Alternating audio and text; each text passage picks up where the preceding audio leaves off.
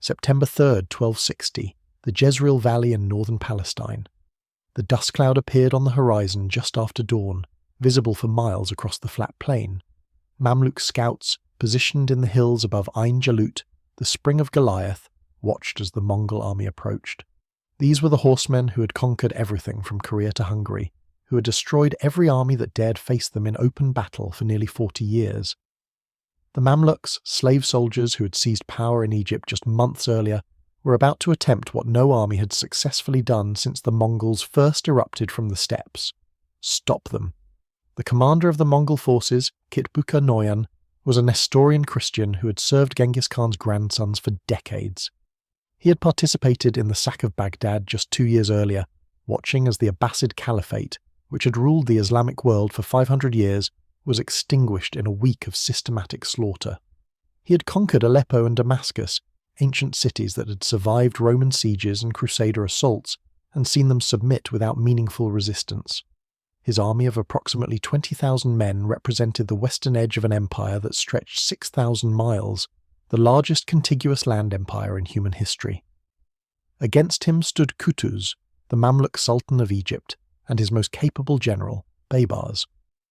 Both men were former slaves, trained from childhood in the brutal military academies of Cairo, where boys purchased from Turkish tribes were transformed into the Islamic world's most effective heavy cavalry.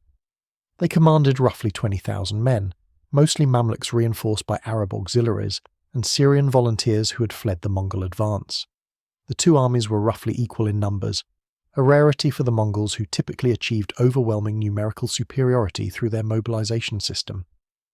But what made Ain Jalut unique wasn't the numbers. It was that for the first time, the Mongols faced an enemy who truly understood their tactics, who had studied their methods, and who possessed the discipline and cavalry skill to counter them. The Mongol military system was the most sophisticated in the 13th century world. Built on principles of mobility, intelligence gathering, psychological warfare, and coordinated combined arms tactics, it had destroyed kingdoms from China to Poland. The foundation was the Mongol horse, a small hardy breed capable of travelling 60 miles per day while living off grass that would starve European horses. Each Mongol warrior maintained a string of 4 to 6 horses, allowing them to rotate mounts and maintain relentless operational tempo that exhausted enemies. The composite bow, constructed from horn, wood and sinew, could pierce armour at 200 yards and was effective at ranges up to 350 yards. Mongol warriors trained from childhood, learning to shoot accurately from horseback at full gallop. The standard quiver held 60 arrows with different types for different purposes: light arrows with narrow heads for distance shooting, heavy arrows with broad heads for close-range penetration, whistling arrows for signalling, and fire arrows for siege work. But the true genius of Mongol warfare wasn't individual weapons or horsemanship. It was their tactical system, refined over decades of conquest. The Mongol army was organised in decimal units. 10 men formed an arban, 10 arbans formed a jagun of 100 men, 10 jaguns formed a mingun of 1,000 men, and 10 minguns formed a tumen of 10,000 men. This system allowed for rapid communication and flexible response. Orders could flow from the supreme commander to individual units in minutes, even in armies spread across miles of battlefield. The standard Mongol tactic was the feigned retreat, a maneuver so consistently successful it became almost monotonous. Light cavalry would engage the enemy, loose clouds of arrows, then turn and flee. The enemy, convinced they were winning, would break formation to pursue.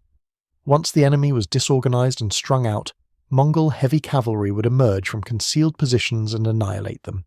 This tactic had destroyed Polish and German knights at Liegnitz, Russian princes at the Kalka River, Hungarian armies at Mohi, and countless Chinese and Persian forces across Asia.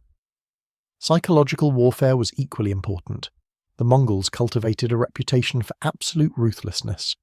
Cities that resisted were obliterated, their entire populations massacred as examples. Cities that surrendered were usually spared, though subject to heavy tribute. This created a psychological dynamic where resistance seemed futile and submission rational. The very approach of a Mongol army caused panic, with populations fleeing before them and rulers abandoning their cities. Intelligence gathering was obsessive. Mongol forces were always preceded by extensive reconnaissance. Merchants, spies, and captured prisoners provided detailed information about enemy forces, terrain, political situations, and potential allies. The Mongols knew more about their enemies than their enemies knew about themselves. By the time battle was joined, the Mongols had usually engineered conditions in their favour. The destruction of Baghdad in 1258 exemplified Mongol methods at their most terrifying. The city, home to perhaps 1 million people, was surrounded by Mongol forces under Hulagu Khan, grandson of Genghis. When the Caliph refused to surrender, the Mongols systematically demolished the city's fortifications using Chinese siege engineers and equipment transported thousands of miles for this purpose. Once the walls were breached, the slaughter began. Estimates suggest between 200,000 and 1,000 people were killed over several weeks. The House of Wisdom, the greatest library in the Islamic world, was destroyed, with books thrown into the Tigris River in such quantities that the river reportedly ran black with ink. The Caliph was executed, allegedly rolled in a carpet, and trampled to death, ending the 500-year-old Abbasid dynasty. After Baghdad fell, nothing seemed capable of stopping the Mongol advance. Aleppo fell in January 1260 after a siege lasting only 5 days. Damascus surrendered without resistance in March. The Mongol forces pushed south into Palestine, seemingly unstoppable. Christian states in the region, including the Crusader Kingdom of Jerusalem and the Armenian Kingdom of Cilicia, allied with the Mongols, seeing them as potential liberators from Muslim rule. The Islamic world was in existential crisis, its greatest city destroyed, its caliphate eliminated, its armies repeatedly defeated. Egypt under the Mamluks was the last major Islamic power standing. But the Mamluks were different from the armies the Mongols had previously faced. The Mamluk system had originated decades earlier as a solution to military vulnerability. Young boys, typically 10 to 14 years old, were purchased from Turkish tribes in the Caucasus and Central Asia. These boys were brought to Cairo and subjected to brutal military training in a system called the Furusiyya.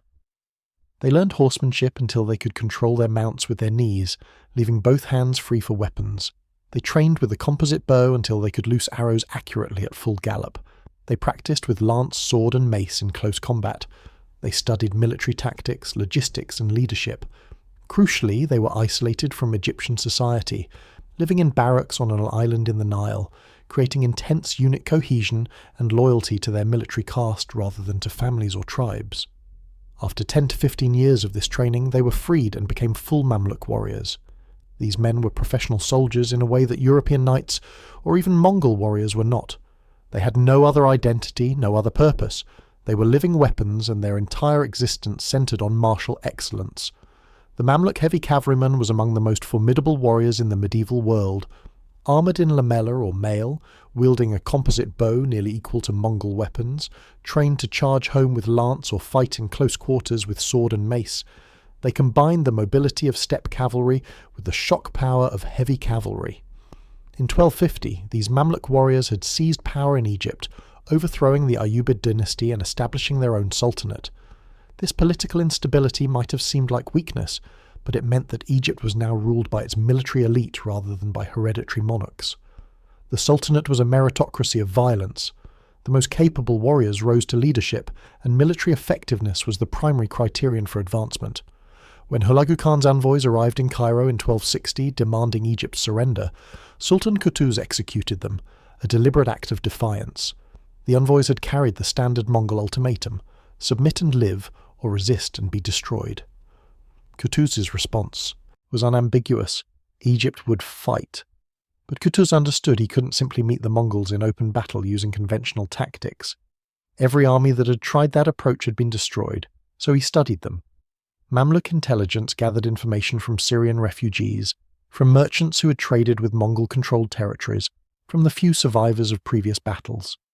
They learned the Mongol tactics, their feigned retreats, their use of concealed reserves, their preference for drawing enemies into prepared killing zones. More importantly, Qutuz learned that the Mongol invasion force was not at full strength. Hulagu had returned to Mongolia with the bulk of his army, following the death of the great Khan Möngke. Succession disputes required his presence and his military strength back in the Mongol heartland. He had left Kitbuka with perhaps 20,000 men to hold the conquests in Syria and Palestine. For the first time, the Mongols would not have their usual crushing numerical advantage. Qutuz also secured his strategic rear. He negotiated a truce with the Crusaders, ensuring they wouldn't attack Egypt while his army marched north. Some Crusader states, recognizing the Mongols as the greater threat, even provided limited assistance or allowed Mamluk forces to move through their territory. By July 1260, Qutuz had assembled his army and marched north from Egypt. His strategic goal was to intercept the Mongols before they could reach the Nile Delta, where Egypt's agricultural heartland and population centres lay. His tactical goal was to force battle on terrain of his choosing and to implement a battle plan specifically designed to counter Mongol methods. The location chosen was Ain Jalut, a spring in the Jezreel Valley that had been the site of battles since ancient times. The terrain offered several advantages. The valley was enclosed by hills where forces could be concealed. Multiple routes allowed for envelopment maneuvers, and crucially there was only one good water source, the spring itself, which the Mamluks controlled. Any Mongol army approaching would need to fight for water. Qutuz divided his forces. The main body, perhaps 12,000 men, was concealed in the hills around the valley. A smaller force of about 1,000 cavalry under Baybars was positioned in the open valley as bait. The plan was audacious. They would use the Mongols' own favourite tactic against them, the feigned retreat. But to work it required perfect timing, iron discipline, and warriors capable of retreating in good order while under pressure without actually breaking. Only the Mamluks possessed the training and cohesion to attempt such a manoeuvre. When Kitbuka's scouts reported a small Mamluk force at Ain Jalut, he advanced to engage them. The Mongols had never lost a major engagement in the west. They had destroyed every army from the Jin dynasty in China to the Kingdom of Hungary. A force of 1,000 enemy cavalry seemed like a minor obstacle. On the morning of Diem, September 3rd, the Mongol advance guard made contact with Baybars's force. The Mamluks loosed arrows, then turned and retreated. This was exactly what Mongol enemies always did, and it always ended the same way. The Mongols pursued, shooting as they advanced, expecting the enemy to break and scatter. But the Mamluks didn't scatter. They maintained formation, retreating at a controlled pace, just fast enough to stay ahead of the Mongol pursuit, but not so fast that they lost cohesion. Mongol commanders had seen disciplined retreats before, but usually only for short distances before the enemy formation collapsed. The Mamluks kept retreating, drawing the Mongols deeper into the valley. Kitbuka committed more forces. His light cavalry swept forward, trying to envelop the retreating Mamluks. His heavy cavalry followed, ready to deliver the killing blow once the enemy was fixed in place. The Mongol formation began to string out as faster units outpaced slower ones, a natural consequence of pursuit. This was the critical moment, the point where the feigned retreat either worked or led to disaster. If the Mamluks broke and ran, they would be ridden down and slaughtered. If they turned to fight too early, before the Mongols were fully committed and extended, the trap wouldn't work. Baybars kept his men retreating, holding discipline through personal example, and the years of training that made his warriors respond to commands even under extreme pressure. Then, when the Mongols were strung out across the valley floor, miles from their starting position, Qutuz unleashed his concealed forces. Mamluk cavalry erupted from the hills on both flanks. Thousands of heavy cavalry appeared where moments before there had been empty landscape. The Mongol pursuit suddenly found itself in a closing trap, with fresh enemy forces attacking from three sides. The Mongols had faced ambushes before. Their response was usually to reform, to concentrate force at the point of enemy weakness, and to cut their way out. But the Mamluks didn't give them time. The flanking forces hit the Mongol line with devastating speed, while Baybars's supposedly retreating force turned and charged back into the Mongol van. What followed was not the usual Mongol battle of standoff archery duels and mobile manoeuvre. It was a close-quarters melee, heavy cavalry against heavy cavalry, exactly the kind of fighting where Mamluk training excelled. The lamellar armour that both sides wore was effective against arrows, but less protective against lance points driven home by charging horses or maces wielded by powerful men. The initial Mongol response was controlled.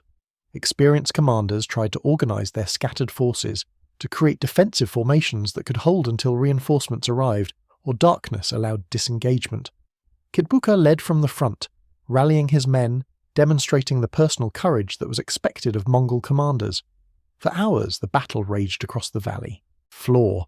Units charged and countercharged. Men fought on foot when their horses were killed. The dust raised by thousands of hooves obscured vision, turning the battle into a series of small unit actions rather than a coordinated engagement. The Mamluks had numerical advantage only because their forces were concentrated while the Mongols were strung out from miles of pursuit. Individual Mongol units fought with their customary ferocity and skill, but they were fighting isolated actions against an enemy who had achieved local superiority. By early afternoon, the Mongol position was deteriorating.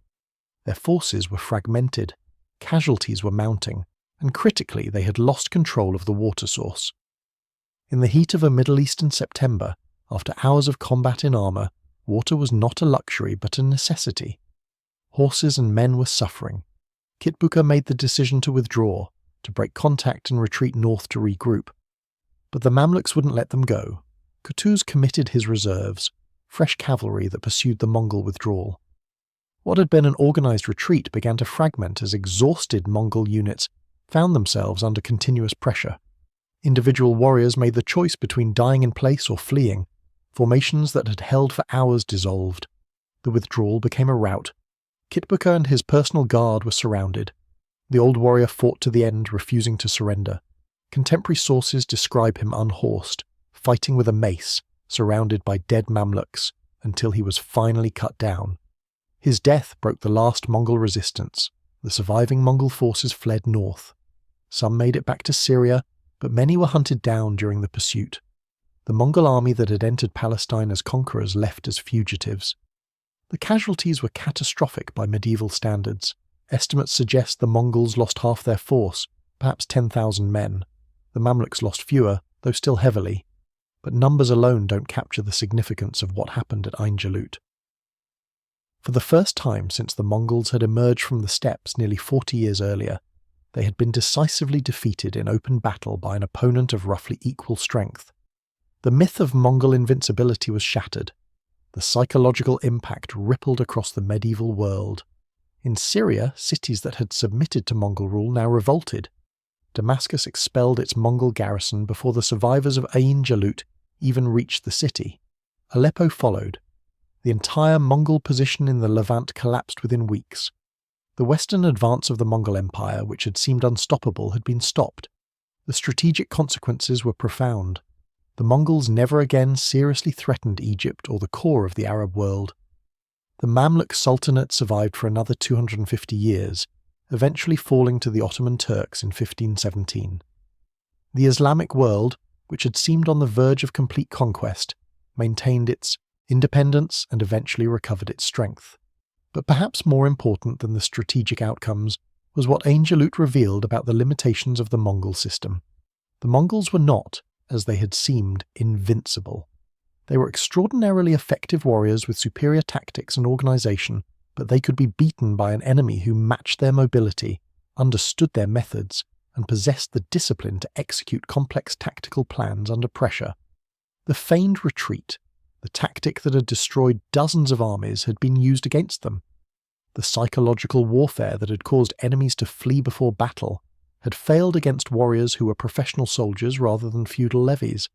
The superior intelligence that usually gave them decisive advantage had been matched by an enemy who studied them systematically. The Mamluks had not defeated the Mongols through some secret weapon or lucky circumstance.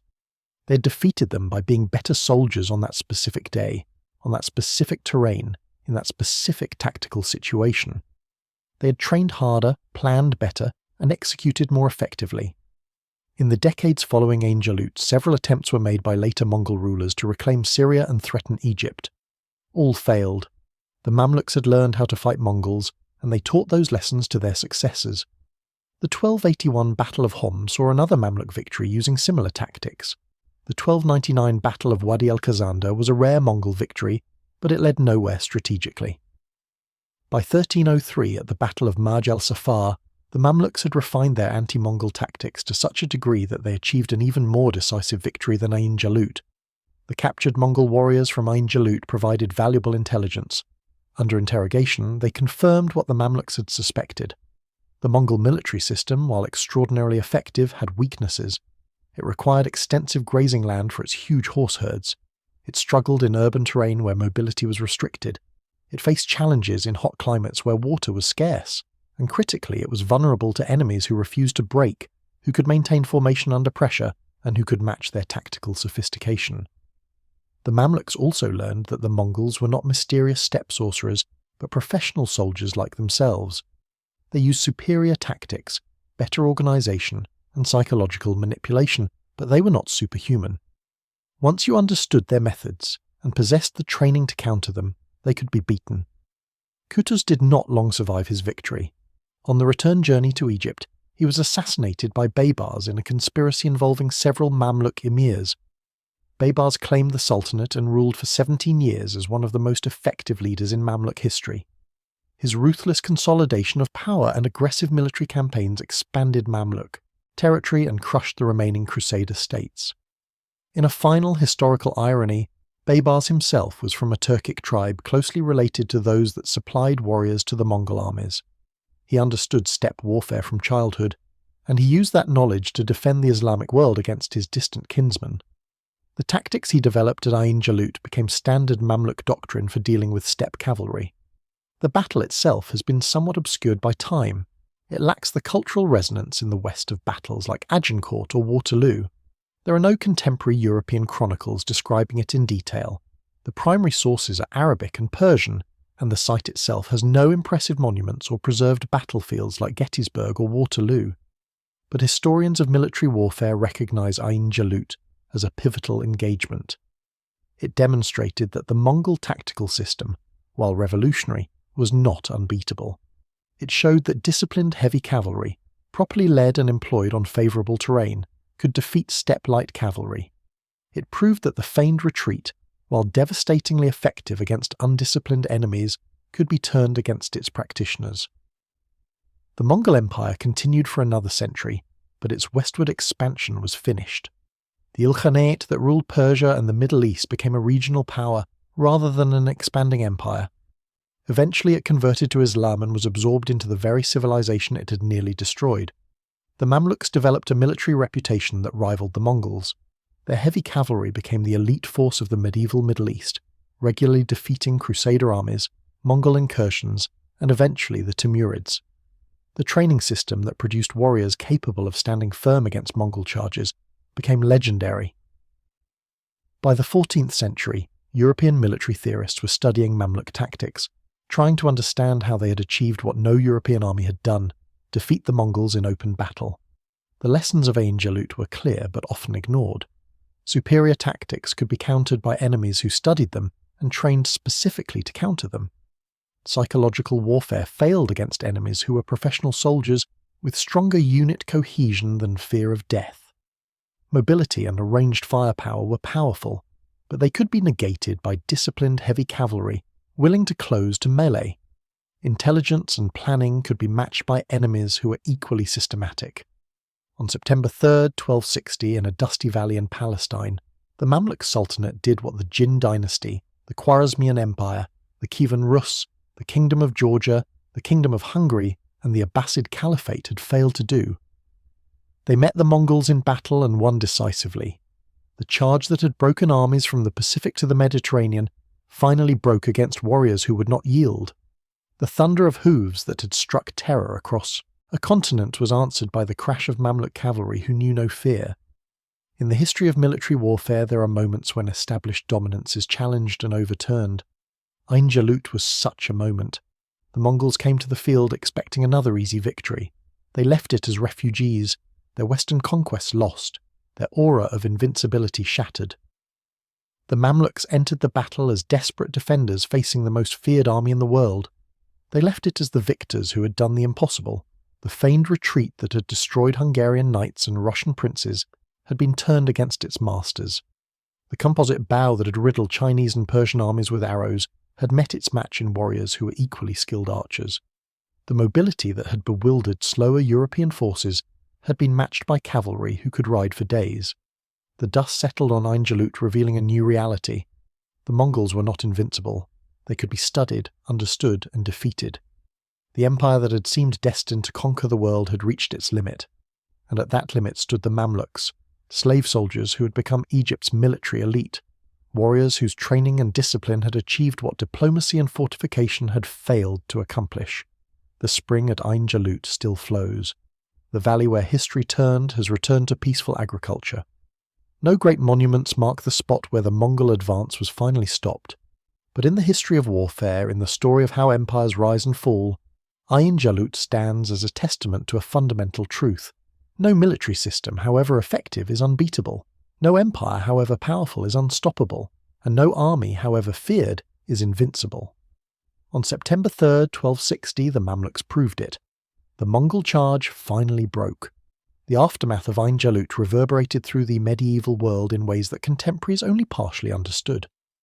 In the Mongol court at Tabriz, news of the defeat arrived in October 1260, carried by exhausted survivors who had ridden for weeks to escape Mamluk pursuit. The reports were initially dismissed as exaggeration or cowardice. Mongol armies did not lose battles of this magnitude. Individual raids might fail, outlying units might be ambushed, but a full two-men under an experienced commander did not simply cease to exist. Hulagu Khan, who had left Kitbukar in command while he dealt with succession politics in Mongolia, reportedly flew into a rage when the full extent of the disaster became clear. According to the Persian historian Rashid al-Din, who had access to Mongol court records, Hulagu demanded to know how an army that had destroyed Baghdad could be defeated by Egyptian slave soldiers.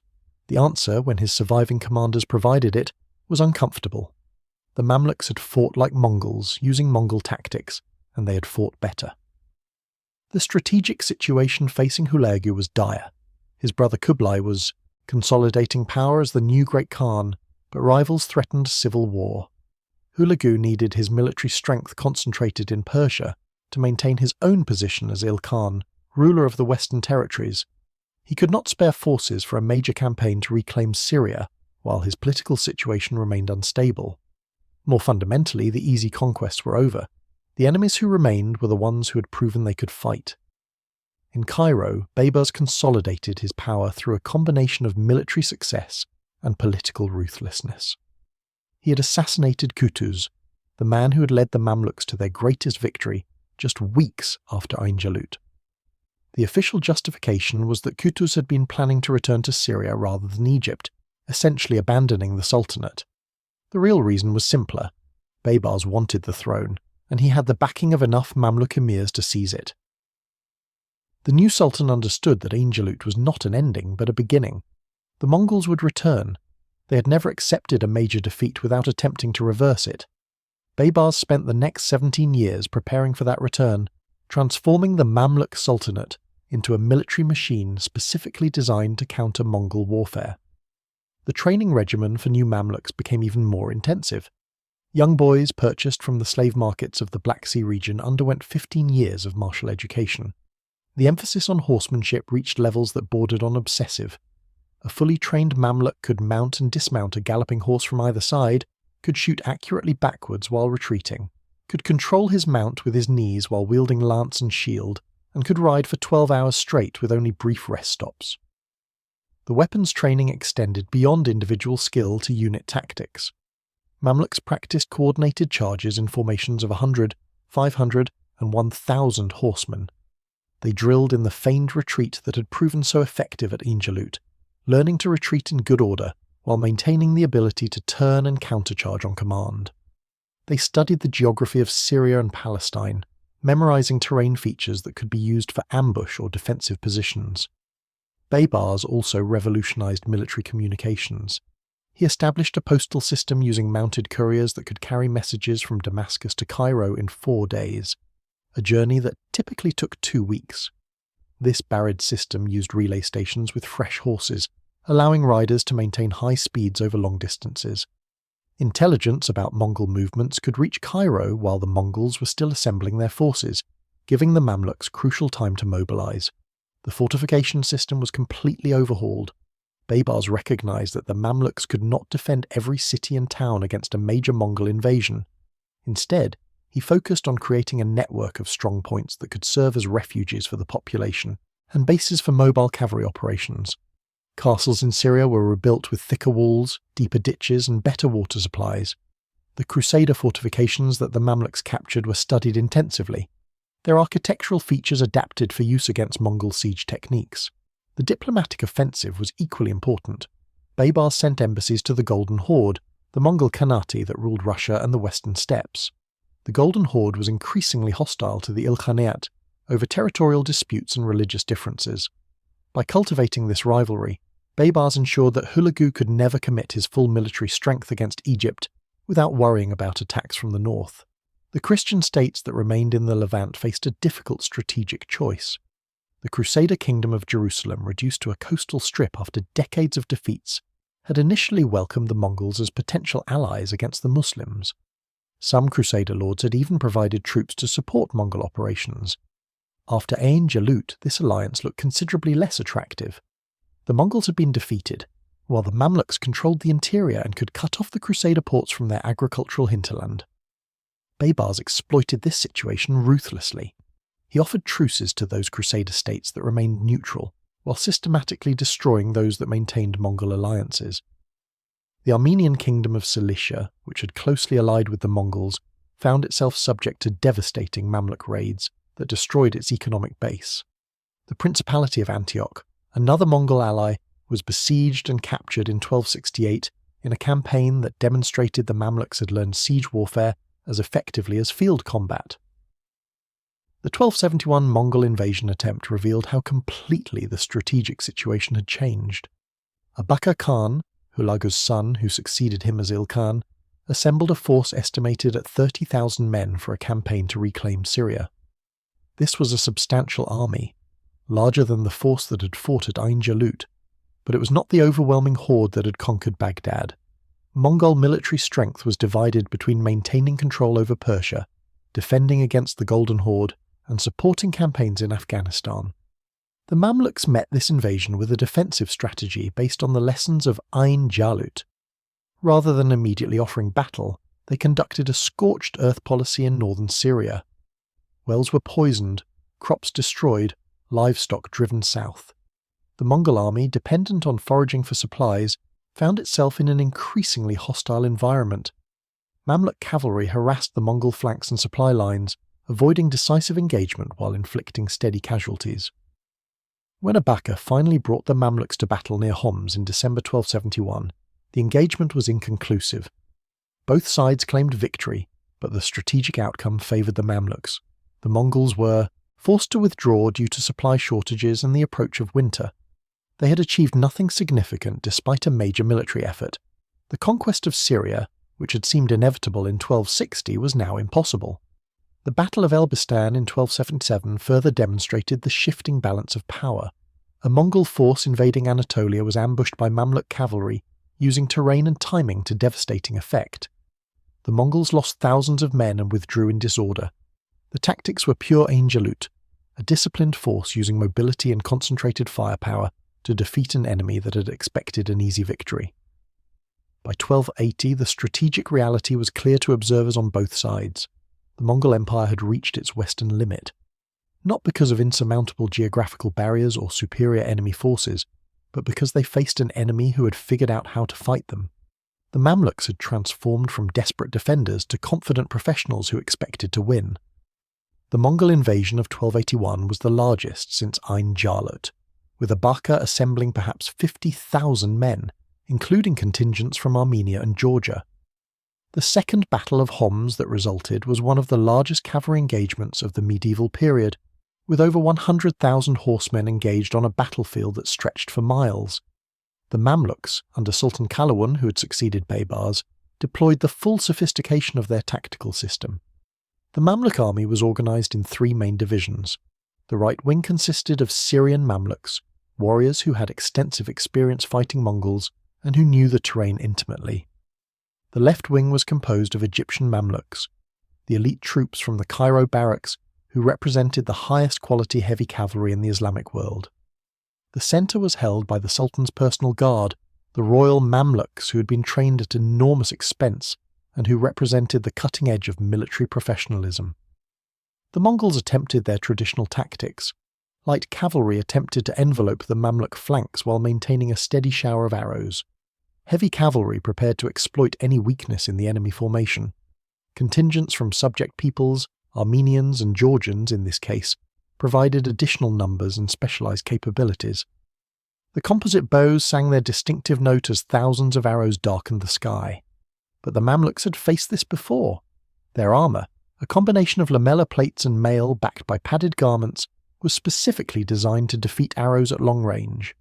Their shields, made of wood and leather with metal reinforcement, could absorb multiple hits.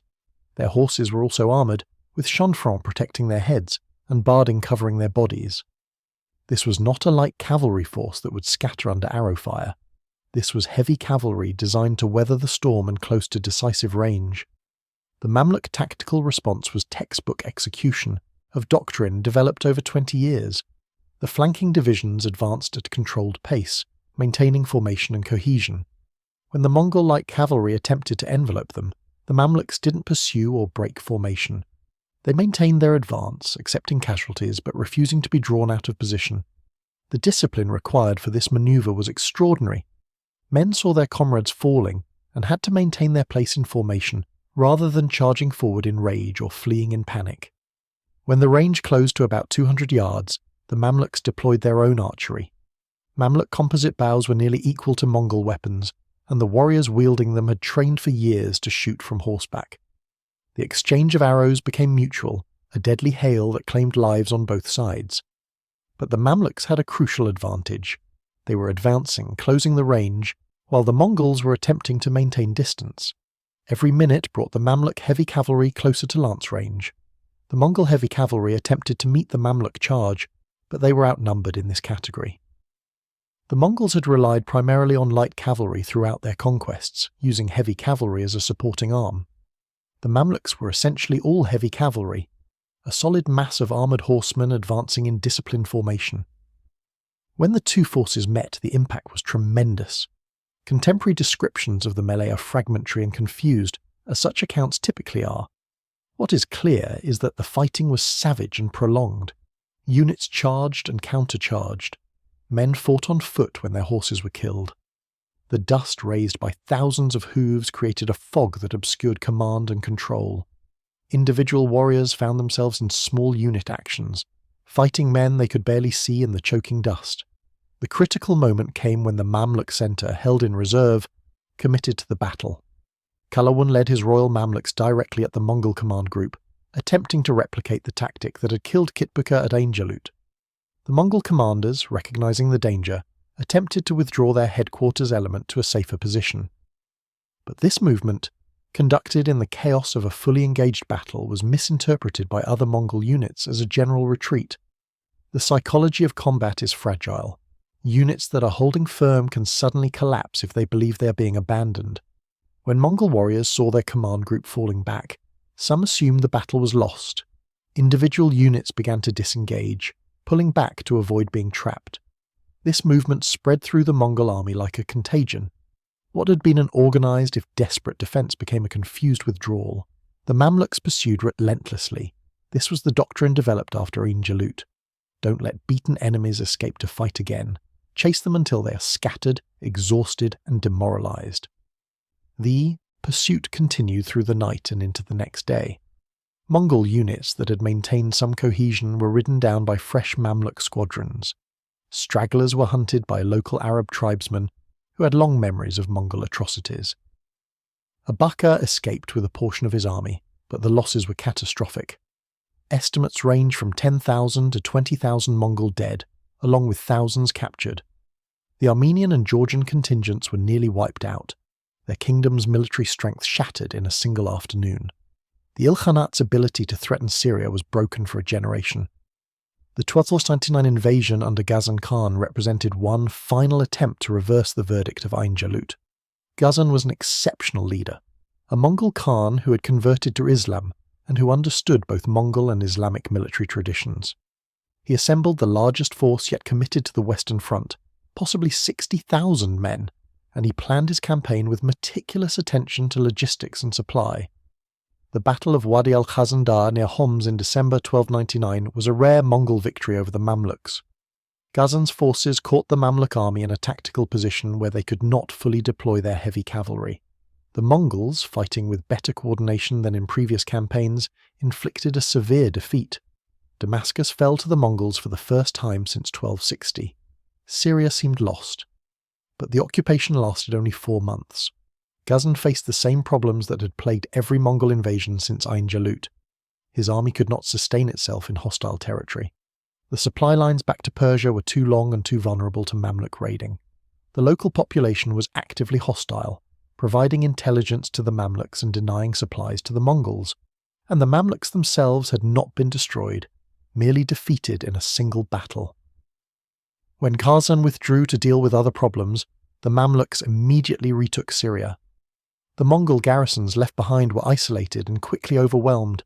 Damascus returned to Mamluk control without major fighting, the population rising against the Mongol occupation. The brief reconquest had achieved nothing permanent. The final confrontation came in 1303 at Marj al-Safa, south of Damascus. Ghazan had died, but his successor Oljetu continued his policies. Another Mongol army, perhaps 80,000 strong, invaded Syria. The Mamluks, now under Sultan al-Nasir Muhammad, met them with an army of similar size. This was the culmination of 40 years of military evolution on both sides. The Mamluks deployed innovations that would have astonished the warriors of Ain Jalut. They used fire weapons, primitive hand cannons and rockets that created noise and smoke to panic horses. They employed sophisticated combined arms tactics, coordinating cavalry, infantry and missile troops in ways that reflected decades of tactical refinement. They had studied not just the Mongols but every available text on military, science, including translated works from China and India. The battle lasted 3 days, an almost unprecedented duration for a medieval cavalry engagement. The Mongols threw everything they had at the Mamluk line. Wave after wave of cavalry charged, attempting to break through by sheer persistence. The Mamluks absorbed these attacks, countercharged when opportunities appeared, and systematically ground down the Mongol army through attrition. On the 3rd day, the Mongol army broke, not through any single dramatic moment but through accumulated exhaustion, casualties, and demoralization.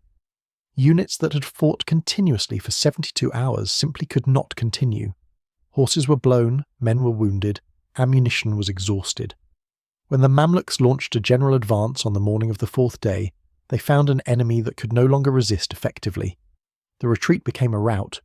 Thousands of Mongol warriors died in the pursuit. Others were captured, including many high-ranking commanders. The army that reached Persia was a fraction of the force that had invaded Syria, and critically, it was the last serious Mongol attempt to conquer Egypt or permanently occupy Syria. After Marj al-Safa, the Ilkhanate turned its attention to internal problems and conflicts with other Mongol Khanates. The transformation was complete. In 43 years, from 1260 to 1303, the Mamluks had gone from desperate defenders facing extinction to dominant military power in the Middle East. They had not just survived the Mongol onslaught, they had defeated it decisively across multiple campaigns. The tactics developed at Ain Jalut had evolved into a complete military system capable of consistent victory. The key to Mamluk success was institutional learning. After each battle, commanders conducted detailed debriefings. What had worked? What had failed? How could tactics be improved? This information was codified in training manuals and taught to the next generation of warriors. The Mamluks created a military culture based on professionalism and continuous improvement rather than tradition and individual heroism. The contrast with the Mongols was stark. Mongol military doctrine had remained largely unchanged since the time of Genghis Khan. The tactics that had worked brilliantly against unprepared enemies in the 13th century were still being employed in the early 14th century, even when facing enemies who understood them completely. The Mongol military system was based on cultural practices of steppe nomads that had been militarized. It was extraordinarily effective, but it was not designed for rapid adaptation. The Mamluks, by contrast, had no cultural baggage. They were taken from their homes as children and trained to be soldiers. They had no traditional tactics to defend, no ancestral methods to preserve. They could adopt whatever worked, discard whatever failed, and continuously refine their approach based on experience. This institutional flexibility was their decisive advantage. The economic factors were also crucial. The Mongol Empire was vast, but its productive capacity was limited. The steppes that supported Mongol horse herds could not support intensive agriculture. The empire relied on conquest and tribute rather than internal development. When the easy conquests ended, when every remaining enemy had learned to fight back, the economic model began to fail. Egypt, by contrast, had one of the richest agricultural economies in the medieval world. The Nile flood cycle provided reliable harvests that could support a large urban population and a professional military caste. The trade routes through Egypt connecting Europe, Africa and Asia provided customs revenues that funded the military machine. The Mamluks could afford to train warriors for 15 years before they ever saw combat. The Mongols needed warriors immediately to maintain control over their vast territories. The religious factor played an unexpected role. Hulagu and his immediate successors were not Muslims, though they ruled over predominantly Muslim populations. This created tensions that the Mamluks exploited. Baybars positioned himself as the defender of Islam, the warrior who had defeated the Mongol threat to the Islamic world. When the Ilkhans converted to Islam in the late 13th century, it removed some of this propaganda advantage but also made them less distinct from their subjects. The fierce loyalty that had characterized early Mongol armies faded as the ruling class became more integrated with the conquered populations. By 1320, the Ilkhanate was in decline. Civil wars over succession, economic problems and military defeats had sapped its strength. The Mongol military system that had conquered half the known world could not sustain a permanent empire. The empire fragmented into competing dynasties, many of which quickly forgot their Mongol heritage and adopted local customs and religions. The Mamluk Sultanate, by contrast, endured. It survived the Black Death that devastated much of the 14th century world. It fought off the Ottoman Turks for decades. It maintained its military effectiveness for over 200 years after Ain Jalut. When it finally fell in 1517, it was not through military defeat in the traditional sense, but through the introduction of gunpowder weapons that made armoured cavalry obsolete. The legacy of Ain Jalut extended far beyond the immediate military consequences. It demonstrated that the seemingly unstoppable could be stopped, that tactical systems could be countered through study and preparation, that institutional learning mattered more than individual heroism. These lessons were studied by military theorists for centuries.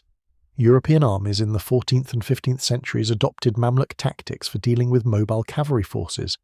The importance of discipline, the use of combined arms, the value of institutional training rather than feudal levies, all of these concepts were reinforced by the Mamluk example. When European powers began to professionalize their militaries in the early modern period, they were following a path the Mamluks had pioneered. The Mongol conquests had demonstrated the power of mobility, coordination, and psychological warfare. They had shown what a disciplined military system based on meritocracy rather than heredity could achieve. But Ain Jalut and its successors demonstrated the limits of that system. The Mongols had created an effective military machine, but they had not created a learning organization. When faced with enemies who adapted and evolved, they could not adjust rapidly enough to maintain their dominance. In the broader sweep of military history, Ain Jalut stands as an example of an inflection point. The Mongol system had been refined through decades of conquest. It represented the peak of pre-gunpowder cavalry warfare as practiced by steppe peoples. The Mamluk system represented a different approach. Professional soldiers trained from childhood in a systematic program, supported by a sophisticated state apparatus that could sustain long-term military operations. When these two systems clashed, the more adaptable one prevailed. The human cost of these conflicts was staggering. Tens of thousands of warriors died in battles whose names are barely remembered today. Entire populations were displaced, cities destroyed, economies ruined. The Mongol invasions of the 13th century rank among the most destructive events in human history, with death tolls that likely exceeded 30 million across Asia and Europe. That this destruction was stopped before it could extend fully into Africa and the Middle East was due largely to the Mamluks' success at Ain Jalut and subsequent battles. The archaeological evidence from the battlefield sites is fragmentary. Medieval cavalry battles left few traces compared to later conflicts with their trenches and fortifications. But excavations near Ain Jalut have uncovered arrowheads of both Mongol and Mamluk manufacture, fragments of lamellar armour, and horse bones showing signs of combat trauma. These mundane artifacts are all that remain of the battle that changed the course of empires. The historical memory of Ain Jalut varies dramatically by culture. In the Arab world, it is remembered as a decisive victory that saved Islamic civilization from extinction. Baybars and Kutus are celebrated as heroes, their portraits appear in textbooks, and the battle is taught as an example of successful resistance to foreign invasion. In Egypt especially, where nationalism has often drawn on Mamluk imagery, Ain Jalut occupies a central place in historical consciousness. In Mongolia, and among Mongol successor states, the battle is often downplayed or contextualized as a minor setback in the broader arc of Mongol conquests. The focus tends to remain on the successes, on the creation of the largest contiguous land empire in history, rather than on the battles that marked its limits. This is understandable. National narratives emphasize triumphs rather than defeats, and the Mongol conquest provided plenty of triumphs to celebrate. In Western historical memory, Ain Jalut barely registers. The battle receives perhaps a paragraph in general histories of the medieval period, far less attention than Western European battles that were arguably less significant. This reflects the Eurocentrism of much historical writing, which focuses on events that directly affected European states. The fact that the Mongol defeat at Ain Jalut may have saved Europe from further invasion by making clear that westward expansion was no longer viable tends to be overlooked. Modern military historians studying Ain Jalut focus on several key lessons. First, the importance of training and discipline. The Mamluks succeeded not through superior technology or numbers, but through superior execution of complex tactics under pressure. This reinforces the fundamental principle that in military affairs, how you use your tools matters more than what tools you have. Second, the value of intelligence and preparation. The Mamluks studied their enemy, understood Mongol tactics, and developed specific counters. They didn't try to fight the Mongols on Mongol terms. They fought them on terrain and in circumstances that favoured Mamluk strengths. This remains a fundamental principle of military strategy. Shape the battle to your advantage rather than accepting the enemy's preferred conditions. Third, the necessity of adaptation. Military systems that cannot evolve in response to changing conditions are doomed to obsolescence. The Mongols' failure to significantly adapt their tactics in response to Mamluk counters contributed to their eventual defeat. The Mamluks' willingness to continuously refine their approach gave them a crucial edge. This lesson resonates in modern military doctrine's emphasis on learning organizations and adaptive tactics. Fourth, the reality that no military advantage is permanent. The Mongols had dominated military affairs for 40 years, defeating every enemy they faced. The dominance bred a certain complacency, an assumption that their methods were inherently superior.